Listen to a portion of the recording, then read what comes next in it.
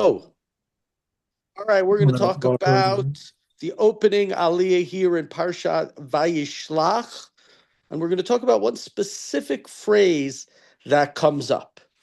And I want to talk about the specific phrase because, of course, we're starting in the middle of a story, but it's a story that we have familiarity with, which is right now we're at the point Yaakov is on his way finally back home. It's 20 plus years since he left his parents' home, and he's on his way back home. And he's very, very worried about meeting his brother. Why is he so worried about meeting his brother? Well, I think if I remember correctly, when his mother said to him, "Your brother wants to kill you. You need to run away," and he goes to his father, and Rivka tells Yitzchak, not Yaakov needs to run away because his brother wants to kill him, but he should go marry a nice girl like me. A nice girl, just like I deceived you. She doesn't say that to him. Just like I deceived you, he should find a nice girl from my brother's house who are also good at deception and lying and trickery. That's not what she says, but you have to laugh a little bit about that. And so he goes to his father, and his father says to him, and gives him a bracha, Birkat Avraham, and he leaves. And his mother says to him, "I'll send you a note when your brother is no longer angry with you to come home." That note never arrives. So Yaakov's worried because Yaakov doesn't know. He realizes he needs to go home, and he's on his way home. So he's scared, he's worried, and he's going to meet up with Esav. And that's where this week's parsha begins. Vayishlach Yaakov malachim lefanav el Esav achiv artza seir stei Edom. Yaakov, he sends messengers ahead to his brother Esav in the land of Seir, the country of Edom. Vayitzav otam lemor, and there's one specific phrase in the second verse I want to discuss. And he speaks to them as follows: Ko tomrun ladoni le'Esav. Say the following to my master Esav. Ko amar avdecha Yaakov. This is what your servant Jacob says. Im Lavan garti ve'echar ad ata. I was with Lavan for many years, and I remained until now. Yaakov obviously is taking an apologetic posture here. I have not apologized for what I did wrong to you. I haven't tried to come and to make up. I haven't done anything. I was delayed. I was in the house of Lavan, and that's why I haven't been here until this point. Now, to me, there's a very intriguing comment which is made here by the most famous of all the commentaries, Rashi. And what Rashi does is, if we look at the word there, garti comes from the word to sojourn, right? I was a wanderer, right? I was a wanderer. I didn't become a great person. Don't think that, is what Rashi says. But Rashi then uses we could call it remez, one of the different ways of understanding the Torah. There are four basic instruments or theories into understanding the Torah: Pshat, remez, drash, and sod. Pshat is the literal understanding in its context, understanding the words, understanding the time. Remez is through an illusion, that the words have illusions that you can jumble around the letters, or you can understand what the number of the letters, if you add them up, gematria, or what symbol the letter makes. So we have drash and we have sod. Drash is just is an idea of there are other layers of that we can add on to the text based upon missing words, connecting with different texts, creating stories and idea. That's basically midrash. And so does that there are these other layers of meaning of the text. There are other layers of meaning. Welcome, Deborah. Of sod that we don't really understand. Okay, leave that as it may. What Rashi here employs is what's called remez, and Rashi says, "Im Lavan garti." I lived with Lavan, and Rashi switches around the letters of the word garti, and he says, "V'taryag mitzvot shamarti." And I learned, and even though I was in the house of Lavan, I went and I fulfilled the 613 commandments. And he goes on and he says, "V'lo limadati mima'asav haraim," and I didn't learn from his evil ways. So that's what Rashi is saying. And part of what Rashi is saying, if we want to think about it, is how do you protect yourself? One way of protecting yourself is by listening to the divine, listening to God, doing the mitzvot. God will protect you. And Yaakov is almost, I don't know if that's what Yaakov was saying to Esav, but the way Rashi is saying it to his audience is, if you want to be protected from harm, not that it always works this way in such a simple way, but one way of protecting yourself from harm is being on God's good side. In Lavan Garti, I was living with Lavan, v'taryag mitzvot shamarti. And I still kept the 613 commandments, and I didn't learn anything from what he said to me.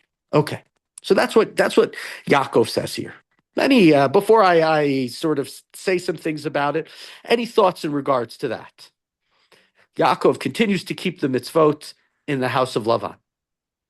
My first question is 613 mitzvot, but this period we did not have the 613, right? Okay, excellent. Excellent. Any other comments? Okay, so let's first in terms of the Ben question. So there are those who ask technical questions, kind of like working off in the same area that Ben is asking. Somebody says, one of the commentaries I saw says here, how could he say kept the 613 mitzvot? He married two sisters, and there's a prohibition in the Torah of marrying two sisters. How could he do such a thing? Which is a classical question that's asked about Yaakov, generally on the question and the idea that the patriarchs kept the mitzvot. There is an idea amongst the rabbis in the Talmud that the patriarchs and matriarchs kept the mitzvot, and it becomes sort of like it's not a major field of study, but a little field of study where then, wait, hold on, Yaakov served the angels milk and meat. And so the answers are, well, first he gave them milk, and then afterwards he gave them meat. Or Yaakov married two sisters, and there are those who say, well, he married two sisters, but he only married two sisters when he was outside the land of Israel. And so there are answers to that question, but it begs a larger question. It's all part of this larger idea of whether or not the patriarchs kept mitzvot. Ben technically says, well, there were not 613 mitzvot, there were not 613 commandments. The idea of 613 commandments, by the way, comes up in the Gemara. I don't know. Maybe Shmuel can say. I don't think that it's brought up, this idea, until it's in the Gemara. I think it's towards the end of Masechet Makot, where it talks about 613 commandments. There are obviously things that the Torah tells us to do and things the Torah tells us not to do, but that number doesn't come up until later. But here Rashi is obviously living much, much later than Torah. He lived only 1,000 years ago, is bringing up this idea. So there are those, by the way, and this is not the main thing we're going to talk about today, but I'll just... But we'll just say that there's a debate. Maybe we'll come back to it a different day, because part of what I like about doing this, as opposed to me just taking a chapter, is we're going to talk about different days, different things that come up in the parsha, and therefore, if you have questions about something in the parsha later on the parsha that you come across, if you came across in the past, send me a text, send me a message, and we can look into it. But maybe we'll come back to this question later on about whether or not, and what does it mean, and what are the rabbis trying to say that Avram or Yitzchak or Yaakov or all of them kept the 613 commandments, when clearly there were not 613 commandments at the time of the Torah. What I'm going to talk about for the next few minutes is a secondary issue, which is not secondary to me, but is significant, which is, well, is this true that Yaakov doesn't learn from Lavan? Is this actually true? Yaakov says, I was in the house of Lavan, and I didn't learn anything from him. I kept the 613 commandments. And I once heard, and maybe there are other commentaries, but I heard from a friend of mine, Rabbi Usher Lopatin. It's the first person who I heard about this, and we could say it's sort of, he goes in a Freudian direction. Yaakov's time in Lavan, or time outside of Israel, are bookended by two dreams.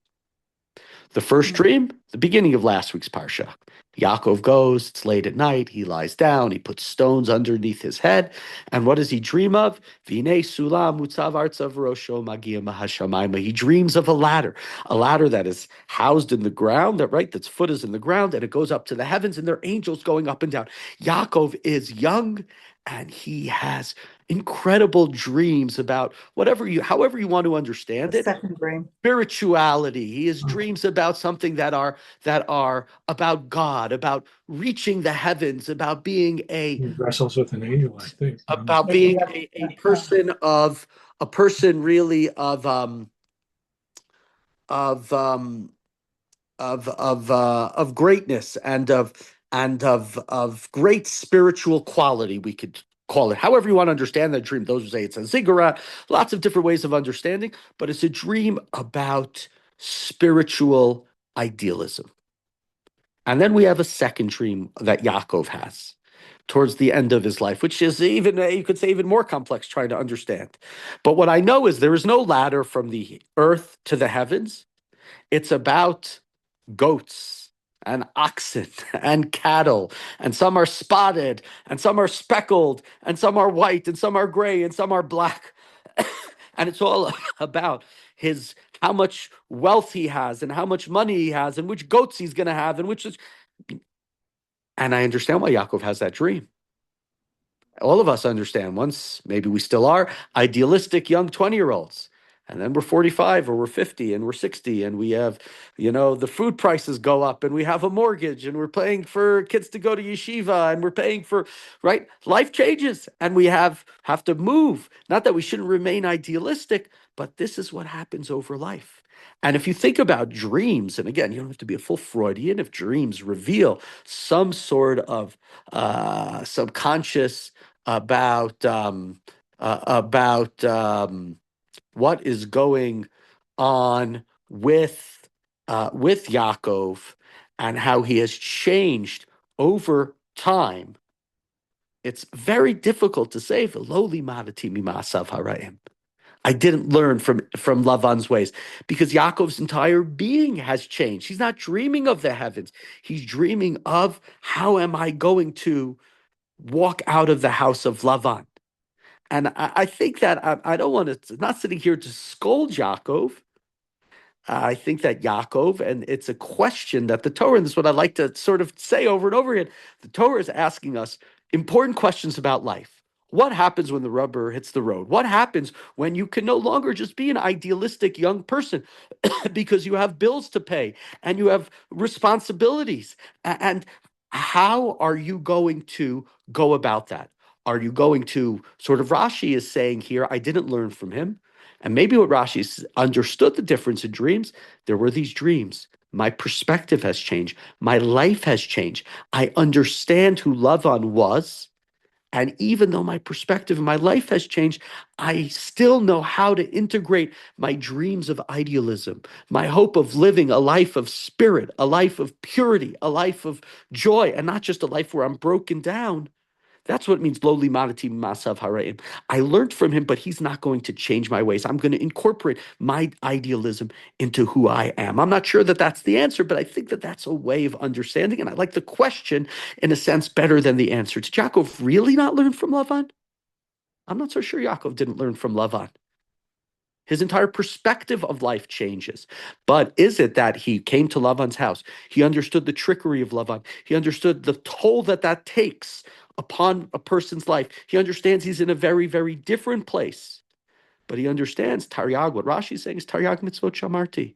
I'm still keeping the mitzvot. I still am the person who I was, even if my basic behaviors might have changed. So I leave it up. It's a question. I don't know. Did Yaakov learn from Lavan? Did he not learn from Lavan? Did he learn from Lavan the right things? Does he not even realize that it's subconscious that he learned from Lavan, but he doesn't recognize it, which can make it even worse? So there are lots of important questions that have come up in this question of Rashi here. And I think it's just, as we're now beginning Parshat Vayishlach, and Lavan is in the rear view mirror, it's a mistake to just think that Lavan is in the rearview mirror, because, of course, that's not life. Yaakov has lived in the house of Lavan for 20 years, and the effect that Lavan will have on him will remain with him for the rest of his life. The effect that Lavan has had from him as being the father-in-law, the grandfather of his children, the father of his wives, will remain upon him and remain upon him forever. And so in our own lives, we have to sort of ask these simple questions, and ask these not simple, but significant questions. How are important events and episodes, what has that done for us? Have we learned from them? Have we not learned from them? Are we going to be able to transcend them? Are we going to move forward? Are they going to keep us, not able to move forward in life? And so here we start our journey for today, for Parshat Vayishlach, looking back at the past, and how is Yaakov going to integrate what he's learned from Lavan into his life? Does he know about it? And will that make him more successful Or will it not make him more successful? Will it make him more problematic? Some of the questions that we think about when we think about Yaakov moving forward.